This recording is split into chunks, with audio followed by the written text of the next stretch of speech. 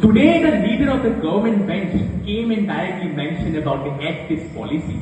But I could be very clear that he mentioned about that policy which is focused on everything except for the security measures development in the northeastern region. He mentioned about that policy which has focused everything except for focusing on the development of the infrastructure in the northeastern region. He mentioned about that policy which focused on everything except for focusing on the all-round development of northeastern region without focusing on this northeast region. And that is where I question, how can this Act East policy develop the prosperity and security of this northeastern region, and that remains my first question to the government bench that sits in the House today.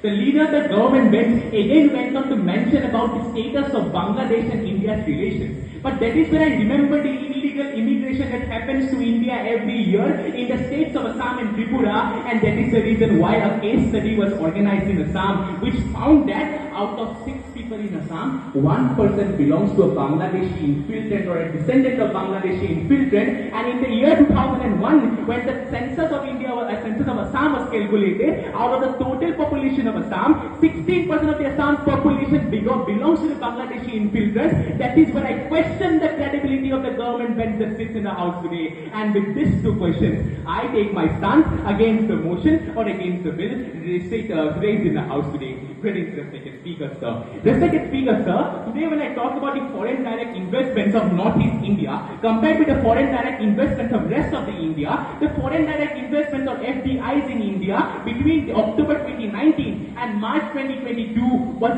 just a merely 0.018%. And today again when I look about the trades of imports and exports of Northeast India with the external countries, the export was about 40 million, export was about 40 million USD dollars, but the import was 160 million USD dollars, which creates a balance of trade as a negative minus 120 million USD dollars, which is a clear proof that this foreign direct investment and foreign trade are not profitable for the northeastern region of India, and this is a clear proof that this foreign policy is not suitable for the prosperity of this Indian nation. Respected Speaker, sir, one member from the government bench came and mentioned here about the status of China and India's relations, and that is when I remember the year of 2023 when the Chinese officials released a map where they claimed several villages of Arunachal Pradesh to be a part of Chinese territory. Point 1. Point 2, I remember the situation of Asian Games of 2023 where 3 Wushu players of Arunachal Pradesh were not allowed to take part in the Asian Games of 2023 just because they belong to the state of Arunachal Pradesh in northeastern region. These 2 points are another proof that this foreign policy has failed to provide the security for the northeastern regions of India today.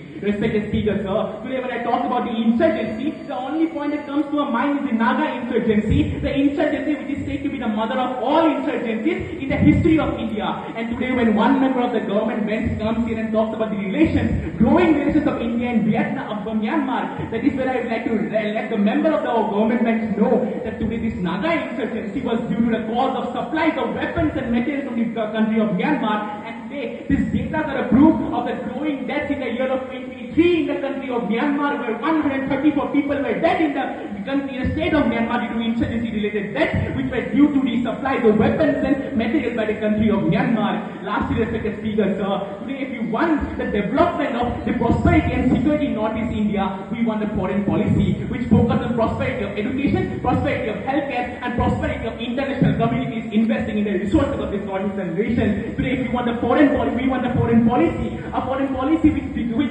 focuses on security in the border measures, on security, on reducing the insurgency issues of Northeast India fueled by the neighborhood countries, because today we live in a Northeast which is the past, present, future of India. We live in a Northeast which Bhupen Hazarika described. Ami Pub Bharator Jia Protik Homonnoyor. Ami Pub Bharator Jia Protik Homonnoyor. With this side as my statements here, thank you, Speaker, sir. Thank you, everyone.